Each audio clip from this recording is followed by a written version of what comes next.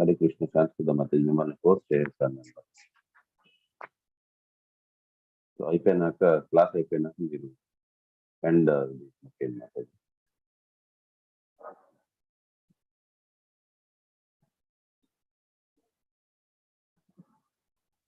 Hare Krishna. Voice వినిపిస్తుంది మీరు అందరికి? వినిపిస్తుంది ప్రభుజీ. వినిపిస్తుంది ప్రభుజీ. ఓకే హరే. సో మైత్రేయుల వారు విదురుల వారి రిక్వెస్ట్ మేరకు అతను చెప్పడం స్టార్ట్ చేశారు. ఇప్పటిదాకా మనం ఏం చూసామన్నది.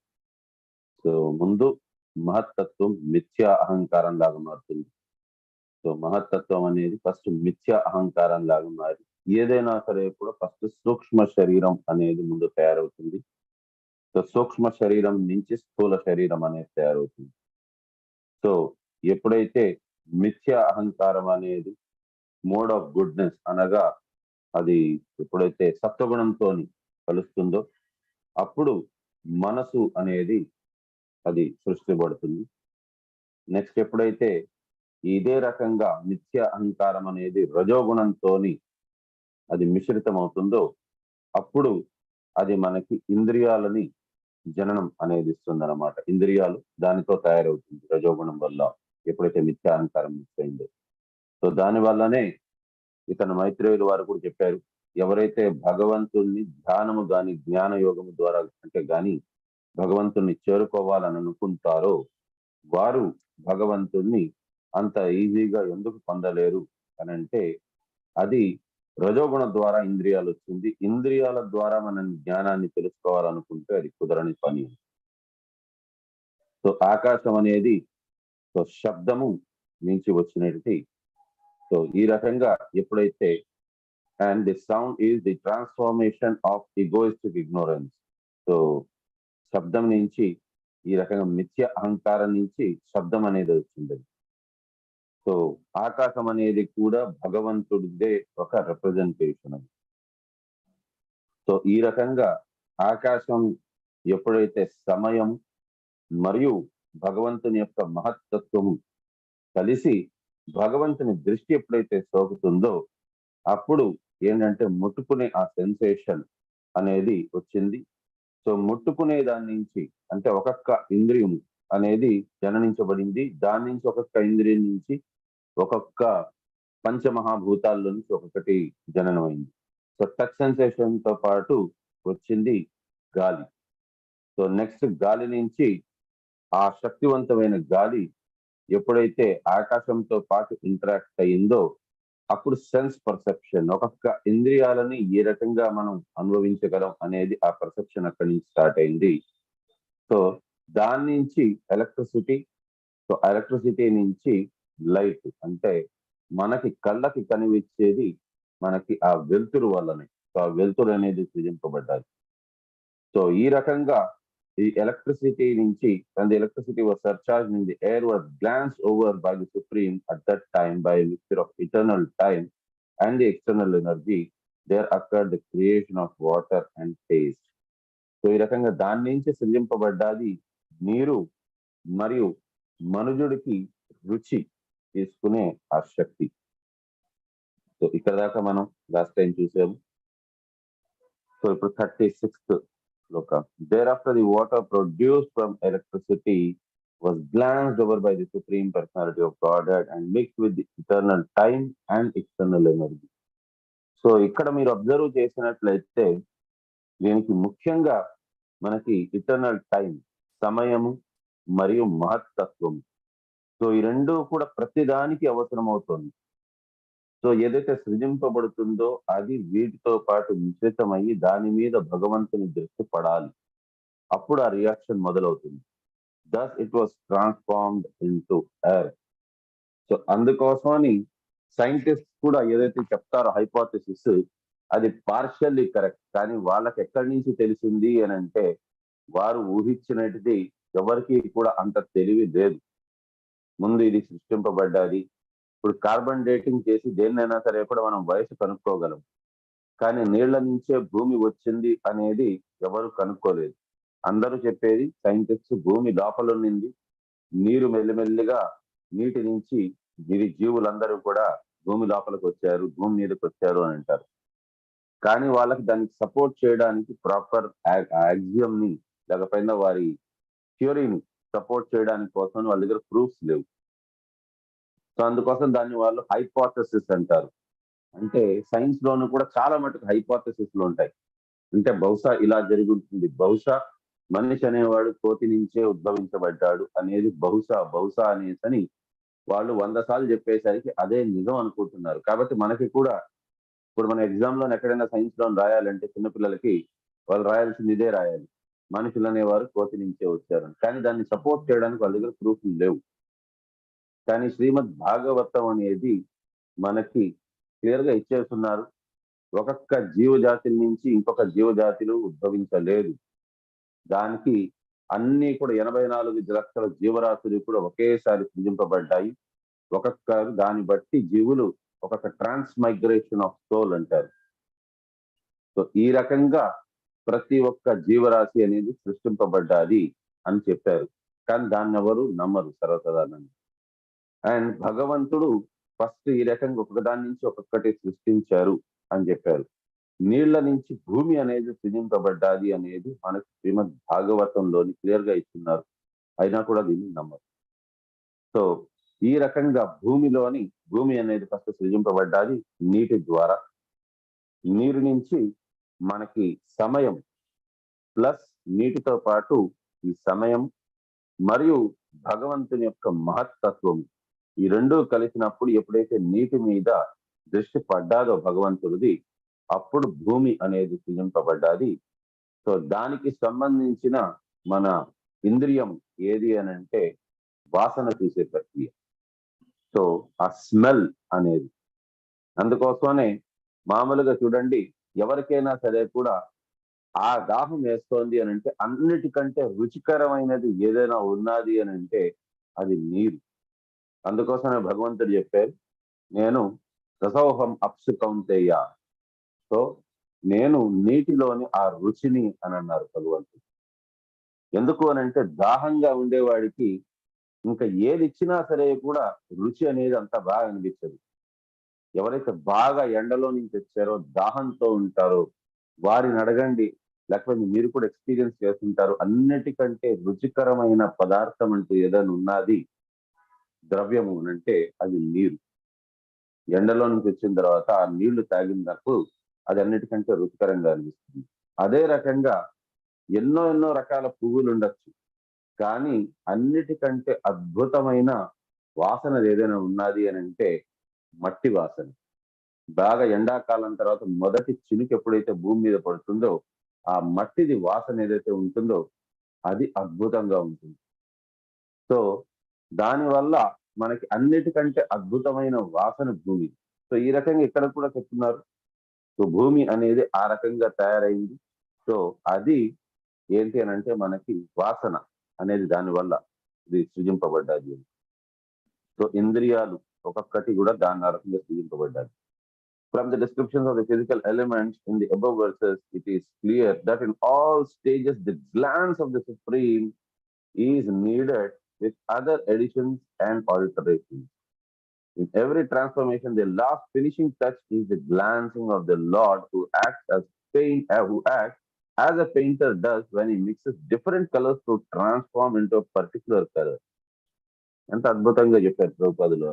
ఒక పెయింటర్ ఒక అద్భుతమైన పెయింటింగ్, ఒక చిత్రం వేయాలి అని అంటే, ఒక చిత్రపటం వేయాలి అని అంటే దాన్ని చిత్రకారుడు రకరకాల రంగుల్ని కలుపుతాడు. రంగులు అక్కడ ఆల్రెడీ ఉన్నాయి, కానీ మిగతా వారికి ఏంటి అని అంటే ఆ రంగుల్ని సరైన మిశ్రణం కానీ లేకపోయినా సరిగ్గా దాన్ని వేసే పద్ధతి కానీ తెలియకుండా పోవచ్చు. కానీ అదే ఆ చిత్రకారుడు ఎప్పుడైతే ఆ బొమ్మని గీస్తారో, ఆ పెయింటింగ్ వేస్తారో, మనకి కూడా అనిపిస్తుంది వారు కూడా మనలాగానే రంగులు వేస్తున్నారు అని. కానీ ఎప్పుడైతే వారు వేసిన తర్వాత ఒక అద్భుతమైన పెయింటింగ్ బయటకు వస్తుంది. సో అది జీవం పోసినట్టు కనిపిస్తుంది. అందరికంటే గొప్ప చిత్రకారుడు ఎవరు అని అంటే భగవంతుడే. అతను యొక్క తయారు చేసిన ఈ చిత్రమే మన లోకమంతా కూడా. దానికి సరైన రంగులంతా కూడా నింపి పెట్టారు. కొద్దిగా ఎక్కువ లేదు, కొద్దిగా తక్కువ లేదు. సరైన రంగులన్నీ కూడా దాంట్లోని నింపి భగవంతుడు పెట్టారు. అతనికి మాత్రమే తెలుసు ఏ రంగు దేంట్లోని ఎంత వేయాలి అని. సో ఈ రకంగా భగవంతుని దృష్టి ప్రతి దగ్గర కూడా సోకినప్పుడే ఈ సృష్టి అనేది సృజింపబడుతుంది. When one element mixes with another, number of its quality increases. So ఒక ఎలిమెంట్ ఇంకో ఎలిమెంట్ తోని సో ఎప్పుడైతే కలుస్తుందో సో దాని యొక్క గుణగణాలు అనేది పెరుగుతాయి. For example, the sky is the cause of air. The sky has only one quality, namely sound. But interaction of the sky with the glance of the lord mixed with eternal and external nature, air is produce. So ఆకాశంకు ఉండేది ఒకే గుణం, శబ్దము. ఆకాశం నుంచి వచ్చేది శబ్దము మాత్రం. సో కానీ అది ఎప్పుడైతే భగవంతుని దృష్టితో పాటు ఎప్పుడైతే సమయము మరియు జీవ ప్రకృతి అంటే మహత్తత్వము కలిసిందో అప్పుడు గాలి అనేది సృజింపబడ్డాయి. సో దాంట్లో రెండు గుణాలు ఉంటాయి.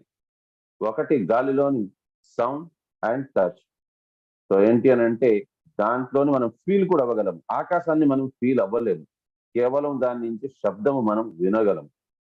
సో ఈ రకంగా వచ్చే గాలిలోని మనం శబ్దము వినగలం గాలి వీస్తున్నప్పుడు, అండ్ దాన్ని ఫీల్ కూడా అవ్వగలం. సో మనకు తెలుస్తుంది గాలి వీస్తోంది అనేసి. Similarly, after the air is created, the interaction of sky and air touched by time, the eternal energy of the lord produces electricity. Next, the interaction of electricity with air and sky mixed with time, the eternal external energy of the Lord glanced over by him produces water. So దాని తర్వాత సృజింపబడ్డాది electricity, విద్యుత్. విద్యుత్ తర్వాత సృష్టింపబడ్డాది నీరు. In the final stages, the sky, there is only one quality, namely sound. ఎప్పుడైతే ఆకాశం సృష్టింపబడ్డాదో అప్పుడు దాంట్లో కేవలం శబ్దము మాత్రం మనం తెలుసుకోగలం. సో దాని నుంచి మనకి శబ్దము అండ్ మనకి ఫీల్ అయ్యేది, టచ్ అయ్యేది కూడా మనకు తెలుస్తుంది, అది గాలి ద్వారా. సో ఎలక్ట్రిసిటీలోని నెక్స్ట్ ఏమవుతుంది అని అంటే మనకి శబ్దము తెలుస్తుంది, టచ్. సో దాని నుంచి మనకి టచ్ అనేది కూడా తెలుస్తుంది, అండ్ ఫామ్ ఒక ఆకారం అనేది కూడా తెలుస్తుంది. In the water 4 qualities. So నీటిలోని మనకి శబ్దము తెలుస్తుంది, దాని ఫీల్ కూడా అవ్వగలము. ఫామ్ దానికి ఒక రూపం అనేది కూడా ఉంటుంది, అండ్ దానికంటూ ఒక రుచి కూడా ఉంటుంది. అండ్ ఫైనల్ గా ఎప్పుడైతే మనకి ఆఖరిది అనగా భూమి ఎప్పుడైతే తయారవుతుందో అప్పుడు దాంట్లోని భూమిలోని 5 గుణాలు ఉంటాయి. సో దాంట్లోని శబ్దము ఉంటుంది, టచ్ అనేది ఉంటుంది. సో అండ్ నెక్స్ట్ ఫామ్ ఒక రూపం అనేది ఉంటుంది,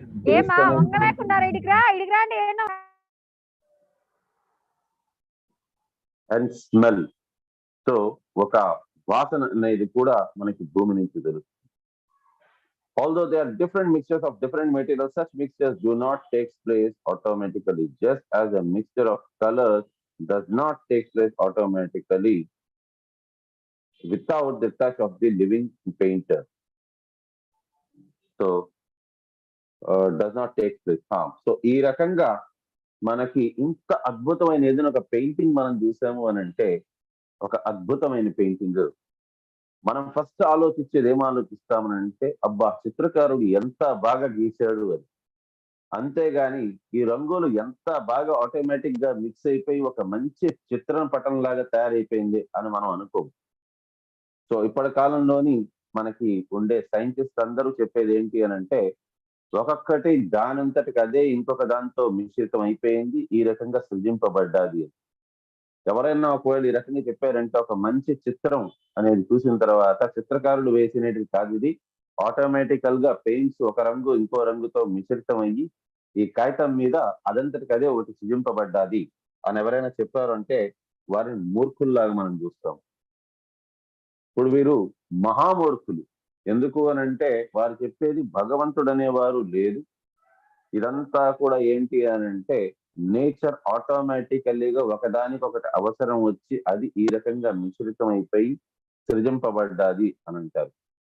సో కాబట్టి అది నమ్మశక్యమైనది కాదు. The automatic system is factual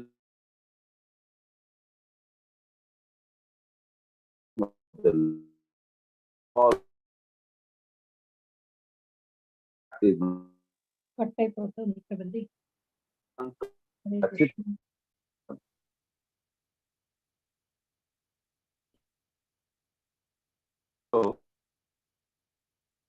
Prabhuji cut అయింది. నా ఉంటే హరే కృష్ణ ప్రభుజీ, మీ వాయిస్ బ్రేక్ అవుతుంది ప్రభుజీ.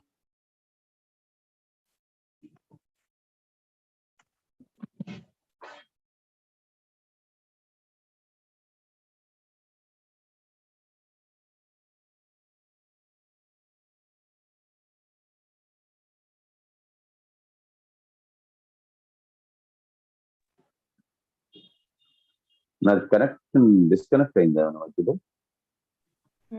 బ్రేక్ అయింది ప్రభుజీ. వాయిస్ బ్రేక్ అయింది. మాతాజీ వాయిస్ బ్రేక్ అయింది ప్రభుజీ. ఇప్పుడు క్లియర్ గా ఉంది ప్రభుజీ. సో భగవంతుడు భగవద్గీతలో కూడా చెప్పారు, మయ అధ్యక్షేణ ప్రకృతి, నా అధ్యక్షతలో ఉన్నది ప్రకృతి అని అన్నారు. సో భగవంతుడు ఏది చేయాలన్నా సరే కూడా అంటే తన ప్రకృతి ద్వారా చేయిస్తారు. కానీ ప్రకృతి అనేది అది తన ఇష్టానుసారంగా జరగదు. సృష్టి అనేది, ప్రకృతి అనేది సృష్టి. సో అన్నిటికీ కూడా సృష్టి అనేది చేయించేది ప్రకృతి. సో ఆ సృష్టిని తయారు చేసిన వారు భగవంతుడు, అందుకోసం సృష్టికర్త. So the conclusion is that physical elements may work very wonderfully to the layman's eyes, but their workings actually takes place under the supervision of the Lord. Those who can mark only the changes of the physical elements and cannot perceive the hidden hands of the Lord behind them are certainly less intelligent persons, although they may be advertised as great material scientists. So ఈ రకంగా ప్రతి ఒక్కటి కూడా భగవంతుని ద్వారానే సృజింపబడ్డాది.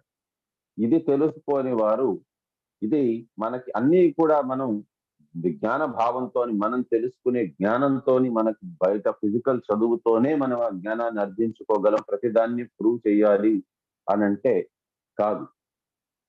So ఇప్పుడు కొన్నిటిని మనం ప్రూవ్ చేయగలం, కొన్నిటిని మనం ప్రూవ్ చేయలేము. కొన్నిటిని మనం ప్రత్యక్షంగా చూడగలం, కొన్నిటిని మనం పరోక్షంగా తెలుసుకోవాలి మనకి మన ఇచ్చిన గ్రంథాల ద్వారా. సో అందుకోసమే 9వ అధ్యాయంలో చెప్పున్నారు భగవంతుడు, రాజ విద్య రాజగుహ్యం పవిత్రమిదముత్తమం ప్రత్యక్షావగమం ధర్మం శుశుకం కర్తుం అవ్యయం. సో అక్కడ నుంచి ఏదైతే భగవంతుడు చెప్పబోతున్నారో అది ప్రత్యక్షంగా తెలుసుకోవచ్చు. కొన్నిటిని మాత్రం మనం గ్రంథాల ద్వారా మాత్రమే తెలుసుకోగలం. సో ఏదైతే ప్రత్యక్షంగా తెలుసుకోవచ్చో అది భగవంతుడే చెప్పారు, ఇది నువ్వు ప్రత్యక్షంగా తెలుసుకోవచ్చు అని. సో ఇప్పుడు కొన్ని మనకి భగవంతుడు ఎంత శక్తివంతుడు అదంతా మనం తెలుసుకోవాలి అని అంటే ప్రత్యక్షంగా తెలుసుకోవాలి, ఆనందంగా, శుశుకం.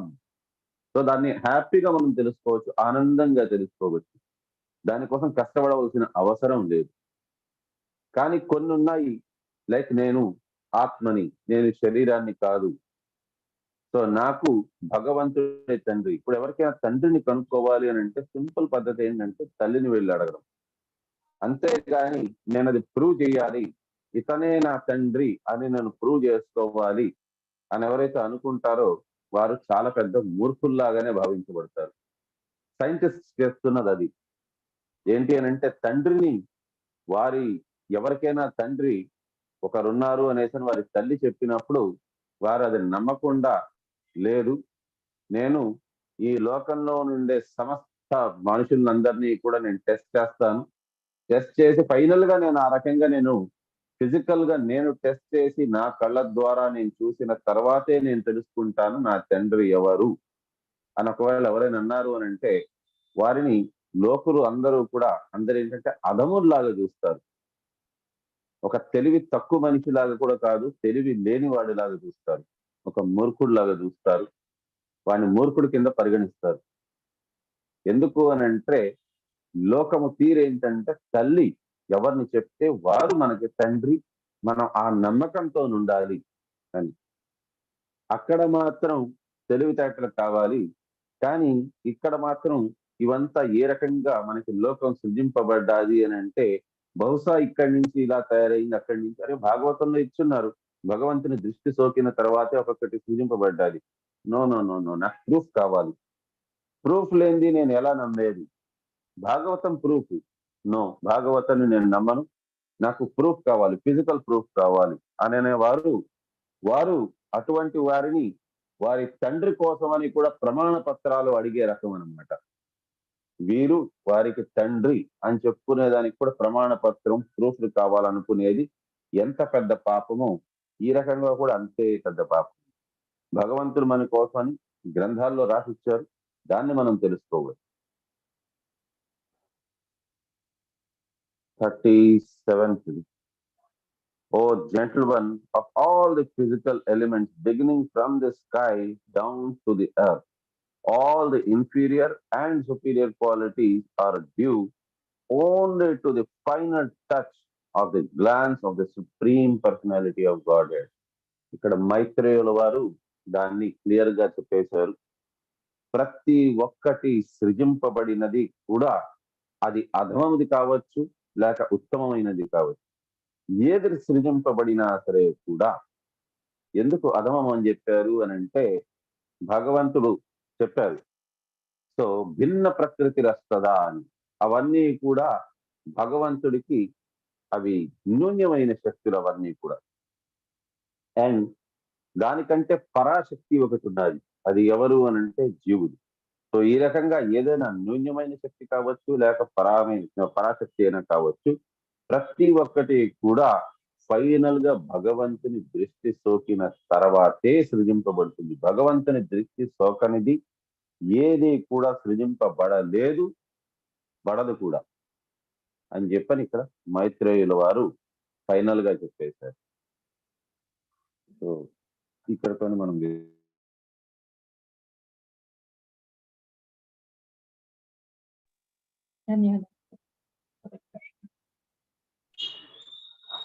హరే కృష్ణ ప్రభు, దండవత్ ప్రణామం. హరే కృష్ణ ప్రభు.